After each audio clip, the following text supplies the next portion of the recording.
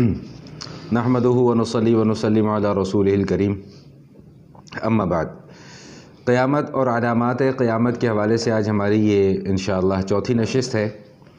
अब तक जो मौज़ूआत हम पढ़ चुके हैं उसमें मैंने ये बात अर्ज़ की थी कि अलामात क़यामत को तीन हिस्सों में तक़सीम किया गया है। अलामात बईदा, मुतवस्सिता और अलामात क़रीबा। बईदा से मुराद वो अलामात जो क़यामत से बहुत पहले वक़ू पज़ीर हो चुकी हैं। मुतवस्सिता से मुराद वो अलामात हैं जो ख़त्म नहीं हुई हैं, वक़ू पज़ीर हो चुकी हैं लेकिन ख़त्म नहीं हुई और पे दर पे उनमें इजाफ़ा होता चला जा रहा है, यहाँ तक कि वो इतनी तादाद में हो जाएंगी कि बिल्कुल अलामात क़रीबा का ज़ुहूर हो जाएगा। और अलामात क़रीबा से मुराद वो अलामात हैं कि जो बिल्कुल क़यामत के करीब ज़ुहूर पज़ीर होंगी। हमारी जो गुफ्तगू चल रही है वो अलामात मुतवस्सिता के हवाले से चल रही है कि जो बहुत ज़्यादा तादाद में हैं, जिनमें से मुख्तसर तौर पे हम जिन अलामात का तज़किरा पढ़ चुके हैं उनमें मैंने ये बात अर्ज़ की थी कि अलामात मुतवस्सिता जो क़यामत की अलामात हैं उनमें से एक अलामत ये है कि इल्म उठा लिया जाएगा। और इल्म को उठाने की सूरत ये होगी कि उलमा इस दुनिया से कसरत से उठना शुरू हो जाएंगे और जहालत आम हो जाएगी। उसके बाद जो अलामत ज़िक्र की गई वो इस हवाले से ज़िक्र की गई कि बेहयाई जो है वो बहुत ज़्यादा आम हो जाएगी। इसके मुतालिक भी गुफ्तगू हम गुज़िश्ता नशिस्त में कर चुके हैं। एक दो अहादीस और सिमात फरमा लें, फिर मैं बात को आगे चलाता हूँ कि नबी करीम अलैहिस्सलातु व तस्लीम ने अलामात क़यामत के हवाले से ये बात इरशाद फरमाई कि ये उम्मत उस वक्त तक फ़ना नहीं होगी जब तक कि ये खुल्लम खुल्ला बदकारी ना करना शुरू कर दें। और उस ज़माने में जो बेहतरीन इंसान होगा वो शख्स होगा जो ये कहेगा कि यार अगर तुमने गुनाह करना ही है तो कम अज़ कम छुप कर गुनाह कर लो। देखें, मैं एक बात बार बार आपके सामने अर्ज़ करता चला आ रहा हूँ, आज भी ये बात अब भी आई है, अभी आगे भी आएगी, फिर वहाँ पर भी अर्ज़ करूँगा कि उम्मत के ऊपर जो अभी आप पढ़ेंगे अहादीस कि जो अज़ाब आएगा वो याद रखिएगा कि वो गुनाह करने की वजह से नहीं बल्कि गुनाह को जस्टिफ़ाई करने की वजह से आएगा। एक होता है गुनाह का करना, एक होता है फिर उस गुनाह को जस्टिफ़ाई करना, उसके लिए उज़र तराशना और उस गुनाह को खुदा न खास्ता जायज़ करार देने की कोशिश करना। ये ज़्यादा बड़ा जुर्म है। फ़ारसी का एक मक़ूला है, उज़्र गुनाह बदतर अज़ गुनाह, कि गुनाह के बहाने तलाश करना ये गुनाह से भी ज़्यादा बुरा काम है। तो नबी अलैहिस्सलातु वस्सलाम फरमा रहे हैं कि इस तरह के हालात पैदा हो जाएंगे कि लोग खुल्लम खुल्ला गुनाह किया करेंगे, खुल्लम खुल्ला बदकारी किया करेंगे। तो उस ज़माने में अगर कोई बेहतरीन शख्स होगा तो वो ये होगा कि भाई अगर तुमने गुनाह करना ही है तो यार जाकर कहीं छुप कर लो, सरेआम ये गुनाह ना करो। और ये अलामत भी तकरीबन बिल्कुल ज़ाहिर हो चुकी है। और इस हवाले से हम अक्सर बात करते हैं कि ये टीवी, वीसीआर, केबल, फ़िल्में, सिनेमा, ये सारी की सारी वो चीज़ें हैं जो हमारी आँखों के सामने हमारे घरों के अंदर गुनाह हो रहा है। हमारे माज़रत के साथ इस चीज़ को बुरा ना महसूस कीजिएगा, लेकिन जो हकीकत है वो हकीकत है, उसको हमें तस्लीम करना पड़ेगा, चाहते हुए या ना चाहते हुए। हमारा दिल उसको तस्लीम करता है तब भी हमें मानना पड़ेगा, नहीं दिल तस्लीम करता फिर भी हमें मानना पड़ेगा कि आजकल यही सब कुछ हो रहा है। जैसा कि अहादीस से ये बात मालूम होती है कि हुज़ूर अक़दस सल्लल्लाहु अलैहि वसल्लम ने ये बात इरशाद फरमा दी थी कि एक ज़माना ऐसा आएगा कि घर घर में नाच गाना होगा। तो उस वक्त आज से 25-30 साल 40 साल पहले तक लोग इन अहादीस के ऊपर बसा औक़ात शक में मुब्तला हो जाते थे कि जी ये कैसे मुमकिन होगा। हम लोग शरीफ लोग हैं जी, हमारे घरों में गाना कैसे होगा, हमारे घरों में नाच कैसे होगा, हमारे घरों में डांस कैसे होगा। आज हम देख रहे हैं, अपनी आंखों के सामने देख रहे हैं, हर घर के अंदर टीवी, हर घर के अंदर केबल, हर घर के अंदर मूवीज़ चल रही हैं, हर घर के अंदर गाने चल रहे हैं, हर घर के अंदर मुख्तलिफ़ शोज़ चल रहे हैं। और कुछ नहीं तो शादी ब्याहों के ऊपर, और उसको खुदा न खास्ता बड़ा उसको एक राह हमवार की जाती है। जी खुशी का मौका है, जी तफरीह का मौका है। भाई तफरीह करें, खुशी करें, लेकिन शरीयत की हुदूद हैं, उनका भी तो ख्याल रखना ज़रूरी है। तो बहरहाल हुज़ूर अलैहिस्सलातु वस्सलाम जो है वो इस मौके पे ये बात इरशाद फरमा रहे हैं। एक रिवायत और इस हवाले से समात फरमा लें, फिर हम बात को आगे चलाते हैं। अल्लाह के हबीब सल्लल्लाहु अलैहि वसल्लम इरशाद फरमाते हैं कि इस तरह के हालात पैदा हो जाएंगे कि लोग गधों की तरह सरेआम बदकारी किया करेंगे। जानवर है ना, जानवर और इंसान के अंदर बुनियादी तौर पे तमीज़ फ़र्क ही यही है, इम्तियाज़ ही यही है कि इंसान ने अगर अपनी जायज़ ख्वाहिशात को पूरा करना हो تو وہ ایسی جگہ پر جا کر کرے گا کہ جہاں پر کوئی دوسرا اسے دیکھنے والا نہ ہو. جبکہ جانوروں کے اندر اللہ پاک نے یہ تمیز نہیں رکھی ہے, ان کے اندر حیا کا مادہ اللہ نے نہیں رکھا ہے. جانور جہاں چاہے گا وہ منہ مارنا شروع کر دے گا, چاہے وہاں پر مجمع ہو, بھیڑ ہو, جیسی مرضی ہو, اس کو اس بات سے کوئی فرق نہیں پڑتا. تو ابن عمر رضی اللہ تعالیٰ عنہما فرماتے ہیں کہ میں نے عرض کیا کہ جی یہ ہوگا, کیا واقعتاً ایسا ہوگا؟ نبی علیہ الصلوۃ والسلام نے فرمایا کہ ہاں یہ بالکل ہوگا اور ضرور ہوگا, اور یہ اس طرح کے حالات جو ہیں وہ پیدا ہو جائیں گے کہ اگر آپ برائی کو روکنا بھی چاہیں گے تو برائی رک نہیں سکے گی. ٹھیک, اسی طرح حضور علیہ الصلوۃ والسلام ایک اور حدیث میں ارشاد فرماتے ہیں کہ جو اس امت کے آخری زمانے کے لوگ ہوں گے وہ اپنے سے پہلے گزرے ہوئے لوگوں پر طعن و تشنیع کریں گے. یعنی جو اسلاف گزر گئے, جو بزرگان دین گزر گئے, جو اکابرین گزر گئے, جو علماء گزر گئے, ان کے اوپر طعن و تشنیع کا بازار جو ہے وہ گرم ہو جائے گا کہ جی انہوں نے یہ کر دیا, انہوں نے وہ کر دیا, انہوں نے ایسے کر دیا, انہوں نے ویسے کر دیا. تو اللہ تعالیٰ, نبی علیہ الصلوۃ والسلام فرماتے ہیں کہ ان پر اللہ تعالیٰ کی طرف سے پھٹکار ہوگی اس غلط عمل کی وجہ سے. حضور علیہ الصلوۃ والسلام ارشاد فرماتے ہیں البرکۃ مع اکابرکم, کہ برکت جو ہے وہ تمہارے بزرگوں کے ساتھ ہے, تمہارے اکابرین کے ساتھ ہے, علماء کے ساتھ ہے, فقہاء کے ساتھ ہے. جب تک یہ لوگ دنیا کے اندر موجود رہیں گے برکت رہے گی, اور جب یہ لوگ دنیا سے اٹھ جائیں گے تو جو اس وقت تھوڑا بہت جو ایک دین کا ماحول ہمیں نظر آتا ہے وہ دین کا ماحول بھی بالکل ختم ہو جائے گا. نبی علیہ الصلوۃ والسلام ارشاد فرماتے ہیں کہ جب میری امت 5 چیزوں کو حلال سمجھے گی تو ان پر ہلاکت آ جائے گی. یہ وہی بات جو میں عرض کر رہا تھا کہ ایک ہے گناہ کا کرنا اور ایک ہے گناہ کو جائز سمجھنا. ان دونوں کے اندر بڑا فرق ہے. گناہ کو کرنے والا تو گناہ گار ہوگا, لیکن گناہ کو گناہ نہ سمجھنے والا یا گناہ کو جائز یا حلال خدا نہ خواستہ سمجھنے والا وہ دائرہ اسلام سے ہی خارج ہو جاتا ہے. اس بات کو اچھے طریقے سے ذہن میں بٹھا لیں. ہم سے بے شمار گناہ دن بھر میں ہو جاتے ہیں, کوئی بات نہیں, اللہ سے توبہ کر لیں, اللہ تعالیٰ معاف فرما دیں گے, لیکن خدارہ کبھی کسی گناہ کو جسٹیفائی کرنے کی کوشش نہ کریں, کبھی کسی گناہ کا جواز پیش کرنے کی کوشش نہ کریں, اس کے اندر کوئی تعویل کرنے کی کوشش نہ کریں اس کو جائز یا حلال قرار دینے کے لیے. ٹھیک ہے, ہم لوگ اس وقت نفس پرستی کے اندر مبتلا ہیں, خواہشات کی غلامی میں مبتلا ہے. اللہ تعالیٰ ہمیں ان حالات سے باہر نکالے, دعا ہمیں کرنی چاہیے اور ساتھ ساتھ کوشش بھی کرنی چاہیے, لیکن کبھی بھی کسی گناہ کو جسٹیفائی نہ کریں, اس کا عذر نہ تلاش کریں, اس کے بہانے نہ تلاش کریں کہ جی یہ کسی طریقے سے ہمارے لیے بس جائز قرار ہو جانا چاہیے. اس طرح کی صورتحال جو ہے وہ نہایت خطرناک صورتحال ہے. میں نے پہلے بھی یہ بات عرض کی تھی کہ ہمارے لیے دنیا اور آخرت میں سب سے قیمتی متاع جو ہے وہ ہمارا ایمان ہے. اگر ایمان یہاں پر ہے تو بچت ہے, اور اگر ایمان یہاں سے نکل گیا تو پھر بچت کا تصور ہی محال ہے. تو حضور علیہ الصلوۃ والسلام ارشاد فرماتے ہیں کہ 5 چیزوں کو جب میری امت حلال سمجھے گی, غور کریں الفاظ کے اوپر کہ یہ سارے امور ناجائز امور ہیں, لیکن اس وقت تک عذاب نہیں آئے گا جب تک کہ ان کو حلال نہیں سمجھا جائے گا, جائز نہیں سمجھا جائے گا. نمبر 1 فرمایا کہ ایک دوسرے پر لعنت کریں گے. اس حوالے سے میں پہلے بھی گفتگو کر چکا ہوں کہ ہمارے ہاں ایک روٹین میں ایک لعنت کا لفظ استعمال ہوتا ہے. جب ہمیں ذرا سی کوئی بات ناپسند آ جائے ہم کہتے ہیں لعنت ہے جی. اور یاد رکھیے گا کہ یہ اتنا سخت لفظ ہے, اگر آپ کو اس کے معنی سمجھ میں آ جائیں, لعنت کا مطلب ہوتا ہے یہ ایک بد دعا ہے جس کا مطلب ہوتا ہے اللہ کی رحمت سے دور ہو جانا. یعنی اگر ہم خدا نہ خواستہ کسی کو یہ بد دعا دیں کہ بھئی تو اللہ کی رحمت سے دور ہو جائے, تو حدیث شریف میں آتا ہے کہ وہ لعنت جو ہے پہلے اس شخص کی طرف جاتی ہے جس پر لعنت بھیجی گئی ہے. اگر وہ لعنت کا مستحق نہ ہو اور ہم نے صرف اپنی ایک خار نکالنے کے لیے اس کے اوپر لعنت کا لفظ استعمال کر دیا اور وہ لعنت کا مستحق نہیں ہے وہ انسان, تو فرمایا کہ پھر وہ لعنت آسمانوں کی طرف جاتی ہے. آسمانوں میں بھی ظاہری بات ہے وہاں تو ساری نوری مخلوق ہے, وہاں تو کوئی لعنت کا مستحق ہے ہی نہیں. تو اللہ کے حبیب صلی اللہ علیہ وسلم ارشاد فرماتے ہیں کہ وہ لعنت پھر واپس اسی شخص پر آ کر پڑتی ہے جس نے وہ لعنت کا لفظ دوسرے کے لیے استعمال کیا ہے.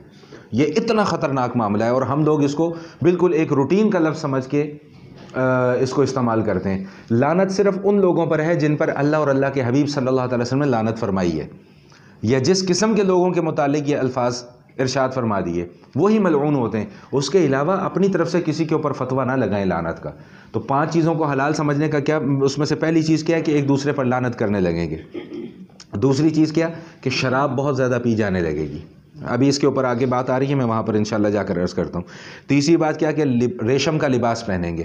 یاد رکھیے گا سونے کا زیور, سونا کسی بھی شکل میں اور ریشم کا لباس کسی بھی شکل میں مرد کے لیے حرام ہے. سمجھ میں آ گئی؟ زیورات میں سے مرد کے لیے صرف چاندی کی انگوٹھی پہننے کی اجازت ہے، اس کے علاوہ کسی چیز کی اجازت نہیں ہے. چاندی کی بھی صرف انگوٹھی، اس کے علاوہ مرد کسی قسم کی کوئی دھات نہیں استعمال کر سکتا. لوہا، پیتل یا دیگر کسی قسم کی کوئی دھات مرد کے لیے استعمال کرنا جائز نہیں ہے. تو حضور علیہ الصلوۃ والسلام ارشاد فرما رہے کہ قرب قیامت میں یہ حالات ہوں گے کہ مرد جو ہے وہ ریشم کو حلال سمجھنے کی کوشش کریں گے. اور چوتھے نمبر پہ یہ ارشاد فرمایا کہ گانے والیاں رکھنے لگیں گے.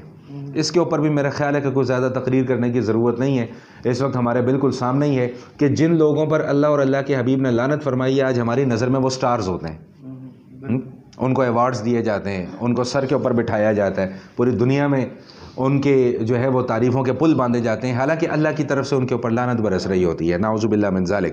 اور پانچویں چیز، یہ بہت اہم پوائنٹ ہے، اس کو ذرا سماعت فرما لیں کہ جو انسان کے اندر اللہ پاک نے ایک جائز خواہش اور ایک جائز لذت پورا کرنے کا طریقہ کار رکھا ہے، اس نکاح کے طریقے کو چھوڑ کے مرد مرد سے جا کر شہوت پوری کرے گا اور عورت عورت سے جا کر شہوت پوری کرے گی. اور یہ اتنا بڑا گناہ اور اتنا شدید گناہ ہے کہ اس عمل کی وجہ سے قوم لوط پر اللہ تعالیٰ کی طرف سے عذاب آیا تھا. آپ قرآن کریم کا مطالعہ کریں گے تو اس کے اندر یہ بات آپ کے سامنے آئے گی کہ انہوں نے اس دنیا کے اندر اس گندے کام کا رواج کیا تھا کہ مرد مرد سے جا کر اپنی شہوت اور لذت کو پوری کر رہا ہے، عورتیں عورتوں سے جا کر پوری کر رہی ہیں. حضور علیہ الصلوۃ والسلام کے فرامین سے یہ بات ہمیں معلوم ہوتی ہے کہ یہ جو خواتین، اللہ نہ کرے اللہ تعالی ہمیں اس چیز سے بچا کے رکھے، ہماری بچیوں کو، ہماری بہنوں کو، ہماری بیٹیوں کو اس گناہ سے بچا کے رکھے. فرمایا کہ جو کوئی خاتون کسی خاتون سے جا کر اپنی لذت کو پوری کرنے کی کوشش کرتی ہے، فرمایا کہ یہ ان دونوں عورتیں وہ زناکار عورتیں ہیں، یہ زنا جیسا قبیح عمل ہے. اور ایک موقع پہ حضور علیہ الصلوۃ والسلام ارشاد فرماتے ہیں کہ اذا اتى الرجل الرجل فهما زانیان واذا اتت المرأة المرأة فهما زانیان، کہ جب کوئی مرد کسی مرد سے جا کر لذت پوری کرے یا کوئی عورت کسی عورت سے جا کر لذت پوری کرے تو اللہ کے حبیب صلی اللہ علیہ وسلم ارشاد فرماتے ہیں فهما زانیان، یہ دونوں کے دونوں زنا کے مرتکب ہیں. یہ زنا جیسا گندا اور قبیح عمل ہے. اور اللہ کے حبیب صلی اللہ علیہ وسلم ارشاد فرماتے ہیں ملعون ملعون ملعون من عمل عمل قوم لوط، کہ اللہ کی لعنت ہے اس شخص پر. 3 مرتبہ ارشاد فرمایا اللہ کی لعنت ہے اس شخص پر، اللہ کی لعنت ہے اس شخص پر. یہ کسی مولوی کا فتویٰ نہیں، اللہ کے نبی کی زبان سے یہ لعنت کے الفاظ نکل رہے ہیں. اس سے آپ اندازہ لگائیں کہ یہ کتنا گندا عمل ہے کہ اللہ کے نبی اس کے اوپر لعنت فرما رہے ہیں. اور یاد رکھیے گا کہ جب اللہ کے نبی نے لعنت کر دی تو پھر ایسے بندے کا نہ دنیا کے اندر کوئی ٹھکانہ ہے نہ پھر آخرت کے اندر اس کا کوئی ٹھکانہ ہے. فرمایا اللہ کی لعنت ہے ایسے شخص کے اوپر جو قوم لوط والا عمل کرتا ہے. تو علامات قیامت میں سے ایک علامت اللہ کے حبیب صلی اللہ تعالی وسلم نے یہ بھی بیان فرمائی ہے. اس کے بعد جو علامت بیان فرمائی ہے وہ ارشاد فرمایا کہ سود بہت عام ہو جائے گا. سود کے متعلق اب یہ انشاءاللہ پیر سے جو ہماری سورہ بقرہ کی نشست ہوگی اس میں سود کے متعلق گفتگو کی جائے گی. مسائل تو آپ وہاں پر سمجھ لیں گے، لیکن یہاں پر صرف اتنی بات سمجھ لیجئے کہ علامات قیامت میں سے اللہ کے حبیب صلی اللہ علیہ وسلم نے یہ بات ارشاد فرمائی کہ سود بہت عام ہو جائے گا. 3 باتوں کو بیان فرمایا کہ سود، زنا اور شراب، یہ تینوں چیزیں قیامت کے قریب عام ہو جائیں گی. میں ہمیشہ ان نشستوں پر آپ سے یہی بات عرض کرتا چلا آ رہا ہوں کہ اپنی روزمرہ کی دعاؤں میں اس دعا کو ضرور شامل کر لیجئے کہ اللہ تعالی ہمیں ہر قسم کے فتنوں اور ہر قسم کے فتنوں کے شر سے محفوظ فرمائے. یاد رکھیے گا کہ حالات یہ اتنے سختی کی جانب جائیں گے کہ ہمارا بچنا ممکن نہیں ہے جب تک کہ ہم ان چیزوں کو پڑھ نہیں لیں گے، جب تک کہ ہم پریکٹیکل اس کی کرنے کی کوشش نہیں کریں گے، عملی طور پہ ہم ان چیزوں سے بچنے کی کوشش نہیں کریں گے. یاد رکھیے گا کہ صرف پڑھ لینا کافی نہیں ہے. پڑھنے کے بعد تو بہت ساری باتیں ہم بھول جاتے ہیں، بیان کرنے والا بھی بھول جاتا ہے، سننے والے بھی بھول جاتے ہیں. اصل چیز یہ ہے کہ ان چیزوں کو پڑھنے کا مقصد کیا ہے؟ ان چیزوں کو پڑھنے کا مقصد یہ ہے کہ ہمارے علم میں یہ باتیں ہوں تاکہ ہم اپنی زندگی میں خود کو، اپنے گھر والوں کو، اپنے بہن بھائیوں کو، اپنے بیوی بچوں کو ان کاموں سے روکنے کی کوشش کریں، کیونکہ وہ ہماری ذمہ داری میں ہے. بات سمجھ میں آ رہی ہے کہ نہیں آ رہی ہے؟ تو سود کے متعلق فرمایا. پھر ایک اور موقع پہ ارشاد فرمایا کہ لوگوں پر ایسا زمانہ آئے گا کہ ہر شخص سود کھائے گا، ہر شخص سود کھائے گا. آگے سنیے، فرمایا کہ اگر کوئی شخص کھانا نہ بھی چاہے گا تب بھی وہ سود کے اثر سے نہیں بچ سکے گا. یہ حالات بھی ہمارے سامنے اس وقت. بینکنگ سسٹم ہمارا پورا کا پورا، کون سا ایسا بندہ ہے جو اپنے پیسے کی حفاظت کے لیے بینک کا استعمال نہیں کرتا؟ اگرچہ وہ سود نہیں بھی کھانا چاہتا لیکن سود کا اثر اس کے پیسے پہ ضرور پڑ رہا ہے. یہ حالات اتنے عام ہو جائیں گے. اللہ کے حبیب صلی اللہ علیہ وسلم ارشاد فرما رہے ہیں. میں ابھی اس حوالے سے تھوڑی سی بات اور بھی کرتا ہوں، ایک حدیث اور بھی سماعت فرما لیجئے. نبی علیہ الصلوۃ والسلام ارشاد فرماتے ہیں کہ عنقریب ایسا زمانہ آئے گا کہ لوگ سود کھائیں گے، اور نجات پانے والا وہی ہوگا، اس بندے کو نجات مل جائے گی کہ جو سود سے مکمل طور پہ تو نہیں بچ سکے گا، لیکن صرف سود کا غبار اس تک پہنچے گا، سود کا دھواں اس تک پہنچے گا، یعنی سود کے اثرات اس تک پہنچیں گے۔ وہ سود نہیں لے گا لیکن سود کے اثرات صرف اس تک پہنچیں گے۔ دیکھیں میں اس حوالے سے تھوڑی سی بات یہ عرض کر دوں کہ ہمیں دو قسم کا اختیار آتے ہیں ہمارے پاس، یا تو ہم یہ کام کر لیں یا ہم یہ کام کر لیں۔ میں ہمیشہ یہ بات سمجھانے کی کوشش کرتا ہوں کہ ہم نے جو بھی کام کرنا ہے یا جس بھی برے کام سے بچنا ہے، ہمیں اس کام کے کرنے میں یا برے کام سے بچنے میں اپنی ایفرٹ دکھانی ہے، اپنی کوشش کرنی ہے۔ جہاں تک میرا دائرہ کار ہے، جہاں تک میرا اختیار ہے، میں وہاں تک اس سے بچنے کی کوشش تو کروں۔ اس کے باوجود اگر میں کسی سسٹم سے اتنا میں دب جاتا ہوں یا سسٹم اتنا مضبوط ہو چکا ہوا ہے اور ہم اتنے کمزور ہو چکے ہوئے ہیں کہ ہم اس سسٹم کے باہر نکل نہیں سکتے ہیں، لیکن میں نے اپنی پوری قوت لگا لی ہے، میں نے اپنا پورا زور لگا لیا ہے، تو پھر اللہ سے یہ امید ہے کہ اس جو ہم نے کوشش کی ہے، ہم نے وہ جو ایفرٹ کی ہے، اس ایفرٹ کی وجہ سے اللہ ہمیں عذاب سے بچا لیں گے۔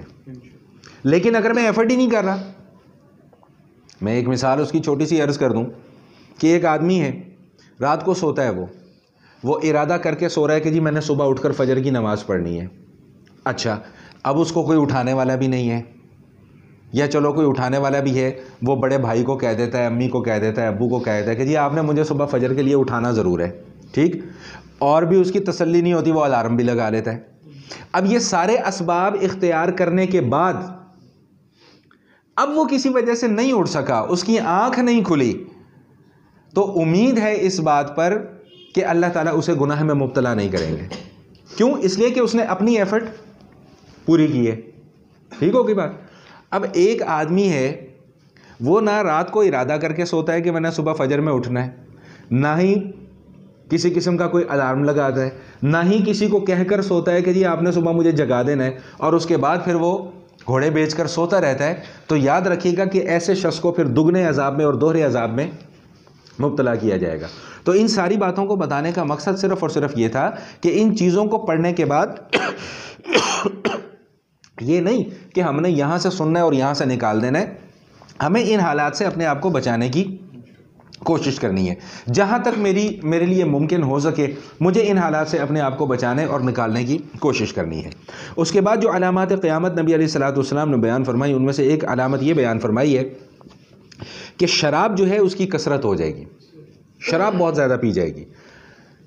شراب کو اللہ پاک نے حرام قرار دیا ہے، ہم سورہ بقرہ میں دوسرے پارے کے اندر یہ مضمون بڑی تفصیل کے ساتھ پڑھ کر آ چکے ہیں، آگے بھی آئے گا کہ اللہ تعالیٰ نے ایک چیز کو حرام قرار دے دیا۔ اب اس حرام جب کسی چیز کو قرار دے دیا تو ہمارے ذمہ اب کیا کام ہے کہ ہم نے اس سے بچنا ہے۔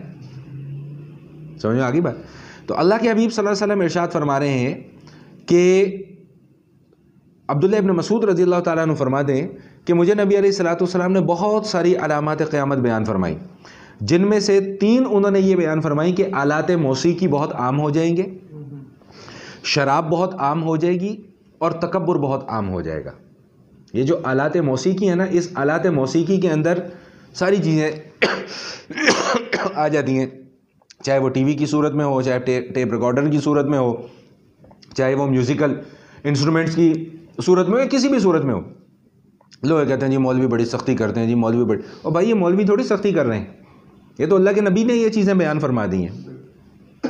دیکھیں اس دنیا کے اندر اچھائی اور برائی دونوں چیزیں، اگر ہم اچھائی کو چھوڑ کر برائی کا راستہ اختیار کر لیتے ہیں، ٹھیک، جب کہ ہم اس چیز کا تصور بھی اپنے ذہن میں لیے بیٹھے ہوئے ہیں کہ ہاں ہمارا ایک خدا ہے جس کو ہم مانتے ہیں، اور اس چیز کا تصور بھی ہمارے ذہنوں میں ہے کہ اللہ نے ایک پیغمبر بھی بھیجا جس کے ہم امتی ہیں، تو جب وہ اللہ اور اللہ کا پیغمبر ہمیں ایک چیز سے منع کر رہے ہیں تو کوئی وجہ ہوگی تو منع کر رہے ہیں نا۔ اب ضروری تو نہیں کہ اللہ ہمیں ہر چیز کی وجہ بھی بیان فرمائے، اور یہ بات بھی میں پہلے عرض کر چکا ہوں کہ اگر اچھائی اور برائی یہ دونوں چیزیں معاشرے کے اندر موجود نہ ہوں تو پھر آخرت میں جا کر جزا اور سزا کا پھر کوئی تصور باقی نہیں رہتا۔ یہ اللہ پاک نے رکھی ہی اس دنیا کے اندر اس لیے ہے کہ تمہارا امتحان چل رہا ہے بھائی۔ اب امتحان تمہارا یہ ہے کہ تم یہ والا راستہ اختیار کرتے ہو یا یہ والا راستہ اختیار کرتے ہو۔ ایک اور علامت نبی علیہ الصلوۃ والسلام نے بیان فرمائی کہ امانتیں ضائع ہونے لگیں گی. بس اس کو سماعت فرما لیں پھر میں اپنی بات کو مکمل کرتا ہوں. جب امانتیں ضائع ہونے لگیں گی تو پھر قیامت بالکل قریب آ جائے گی. یہ امانت کیا ہے؟ امانت کا مفہوم بہت وسیع ہے. ہمارے ذہنوں کے اندر امانت کا ایک تصور یہ ہے کہ کسی نے کسی کے پاس کوئی چیز محفوظ کروا دی, ہم کہتے ہیں جی یہ فلاں کی امانت ہے ہمارے پاس, اور جب وہ آئے گا تو ہم نے ایز اٹ از اس کو یہ چیز واپس کرنی ہوگی. ہمارے ذہن کے اندر امانت کا صرف ایک یہ تصور موجود ہے, حالانکہ امانت کا مفہوم بہت وسیع ہے. حضور علیہ الصلوۃ والسلام ارشاد فرماتے ہیں کہ المجالس بالامانہ, کسی مجلس کے اندر کوئی ایک آدمی اپنی کوئی راز کی بات بیان کر دیتا ہے اور وہ ساتھ ساتھ یہ بھی کہہ دیتا ہے کہ بھائی میری یہ بات اس مجلس سے باہر نہیں نکلنی چاہیے, تو اللہ کے حبیب صلی اللہ علیہ وسلم ارشاد فرما رہے ہیں کہ مجلس کے اندر کی گئی یہ بات جو راز کی بات ہے یہ بھی امانت ہے, اور اگر کوئی اس راز کی بات کو باہر جا کر بیان کرے گا تو وہ امانت میں خیانت کر رہا ہے. تو امانت کا تعلق صرف پیسے کے ساتھ نہیں ہے, صرف لین دین کے ساتھ نہیں ہے. علماء فرماتے ہیں کہ انسان کو یہ جو اللہ تعالیٰ نے اچھے اور برے اعمال کرنے کی قدرت عطا فرمائی ہے یہ بھی اللہ کی ایک امانت ہے. یہ زندگی جو ہے ہماری یہ اللہ تعالیٰ کی دی ہوئی ہمارے پاس ایک امانت ہے. تو اب ہمیں اس امانت کو اسی طور پر اختیار کرنا ہے, استعمال کرنا ہے جس طرح اللہ اور اللہ کے نبی نے ہمیں حکم دیا. اگر ہم اس زندگی کی قدر نہیں کر رہے ہیں اور جو اللہ تعالیٰ نے ہمیں اچھے اعمال کی قدرت دی ہے, قدرت کے باوجود ہم نیک اعمال نہیں کر رہے ہیں, قدرت کے باوجود ہم برے اعمال سے بچنے کی کوشش نہیں کر رہے ہیں, تو یاد رکھیے گا کہ ہم امانت کے اندر خیانت کر رہے ہیں. پھر اگر کوئی آدمی شادی شدہ ہے, اس کے اہل و عیال ہیں, اس کے بیوی بچے ہیں, یہ بیوی بچے اس شخص کے پاس امانت ہیں. ان کی ضروریات, جائز ضروریات کو پورا کرنا, ان کی تعلیم و تربیت کرنا, یہ سب مرد کے ذمہ ہے. اگر وہ اپنی ان ذمہ داریوں کو پورا نہیں کر رہا تو وہ امانت کے اندر خیانت کر رہا ہے. اسی طرح جو خاتون خانہ ہے, جو گھر والی ہے, اس کے ذمہ کیا ہے کہ شوہر کی جائز ضروریات کا خیال رکھے, بچوں کی تربیت کا خیال رکھے, شوہر کے حقوق پورے کرے, بچوں کے حقوق پورے کرے, ٹھیک, اور بلا ضرورت گھر سے باہر نہ نکلے, بلا ضرورت شوہر کے ساتھ وہ خیانت کی مرتکب نہ ہو یا اس کے حقوق کے اندر کسی قسم کی کوتاہی نہ کرے. تو اگر وہ یہ ساری کی ساری چیزوں کا خیال رکھ رہی ہے تو وہ امانت دار ہے. اگر اس میں سے کسی ایک کام کو بھی پورا نہیں کر دی تو وہ امانت میں خیانت کی مرتکب ہو رہی ہے. میں ایک جگہ پر جاب کرتا ہوں, میری 10 گھنٹے وہاں پر ڈیوٹی ہے, 10 گھنٹے کام کرنے کے مجھے تنخواہ ملتی ہے. اب میں 10 گھنٹے میں سے بھی 2-3 گھنٹے ڈنڈی مار جاتا ہوں, بریک کے نام پر, کبھی کسی چیز کے نام پر, کبھی کسی چیز کے نام پر, اور تنخواہ میں پوری مہینے کی وصول کر رہا ہوں, تو اس کا مطلب یہ ہوا کہ میں امانت میں خیانت کر رہا ہوں. اس چیز کا ہم لوگ بالکل خیال نہیں رکھتے ہیں. اس کا خیال رکھنا بہت ضروری ہے, خاص کر یہ جو ملازم طبقہ ہے اس کے لیے, کہ وہ امانت میں کہیں خیانت کا مرتکب تو نہیں ہو رہا. 10 گھنٹے ڈیوٹی ہے, مقرر یہی ہوا ہے, طے یہ ہوا ہے, میں 6 گھنٹے کام کر کے نکل جاتا ہوں, یہ امانت کے اندر خیانت ہے. تو امانت کا تعلق صرف پیسے کے لین دین کے ساتھ نہیں ہوتا. اگر اللہ تعالیٰ نے کسی کے ذمے کوئی عہدہ لگا دیا ہے, کسی کے ذمے کوئی ذمہ داری لگا دی ہے, تو جب تک وہ اس عہدے کی لوازمات کو پورا کرتے رہے اور اپنی ذمہ داریوں کو ادا کرتے رہے, اس وقت تک تو وہ امانت کے اندر دیانت کر رہا ہے.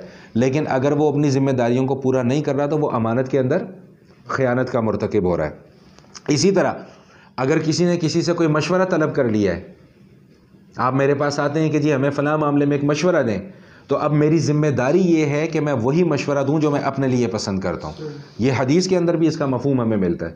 اور اگر میں صحیح مشورہ آپ کو نہیں دے رہا ہوں تو میں امانت کے اندر خیانت کا مرتکب ہو رہا ہوں. اور بالکل آخری بات کہ حکومت اور سلطنت, اگر اللہ کسی کو حکمرانی عطا فرما دیں, بادشاہی عطا فرما دیں, امارت عطا فرما دیں, تو یاد رکھیے گا کہ یہ حکومت, سلطنت, امارت, یہ سب اللہ تعالیٰ کی طرف سے ایک امانت ہے. اور اس امانت کے اندر اگر کوئی خیانت کرتا ہے یا اس امانت کو پورے طریقے سے پورا ادا نہیں کرتا تو وہ خیانت کا مرتکب ہو رہا ہے.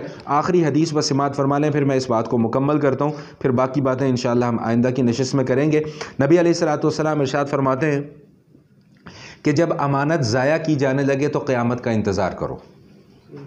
صحابہ کرام رضوان اللہ تعالی اجمعین نے عرض کیا کہ یا رسول اللہ, امانت کو ضائع کرنے کا مطلب کیا ہے, یعنی امانت کس طرح ضائع کی جائے گی؟ تو فرمایا کہ اذا وسد الامر الى غیر اہلہ فانتظر الساعہ, کہ جب معاملات نااہلوں کے سپرد کر دیے جائیں تو پھر سمجھ لو کہ قیامت تمہارے سر پر آ کھڑی ہوئی ہے. اس کی ایک مثال ہے, ایک آدمی ہے وہ CD70 چلاتا ہے، موٹر سائیکل چلاتا ہے، آپ اس کو مرسیڈیز کی چابی پکڑا دیں، اس کو گاڑی نہیں چلانی آتی، آپ اسے مرسیڈیز کی چابی پکڑا دیں کہ لاؤ میاں جاؤ موج مستی کر کے آؤ، تو وہ گاڑی کے ساتھ کیا کرے گا؟ اس کی ایسی کی تیسی پھیر کے واپس آئے گا۔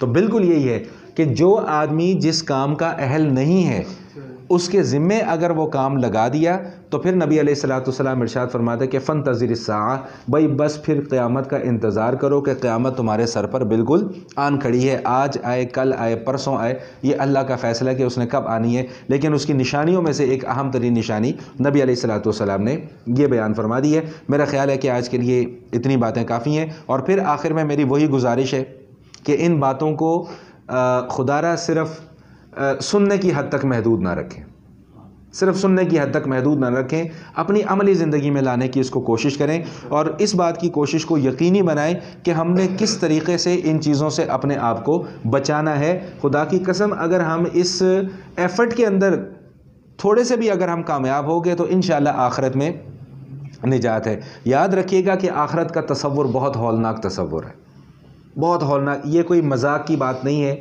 یا کوئی خدا نہ خواستہ یہ کوئی ڈرانے کی بات نہیں ہے، یہ صرف ایک سمجھانے کی کوشش ہے کہ آخرت کا تصور بہت ہولناک تصور ہے۔ اس دن وہی شخص کامیاب رہے گا کہ جو ان معاملات سے اپنے آپ کو بچا کر رکھے گا، اور خدا نہ خواستہ جانتے بوجھتے ہوئے اگر کوئی ان معاملات کے اندر خود سے زبردستی اپنے آپ کو گھسا دیتا ہے تو پھر وہ جانے اور اس کا اللہ جانے کہ اس کے ساتھ آخرت میں جا کر کیا ہوتا ہے۔ اللہ تعالیٰ میرا کہنا اور آپ حضرات کو سننا قبول فرمائے۔ وآخر دعوانا ان الحمد للہ رب العالمین۔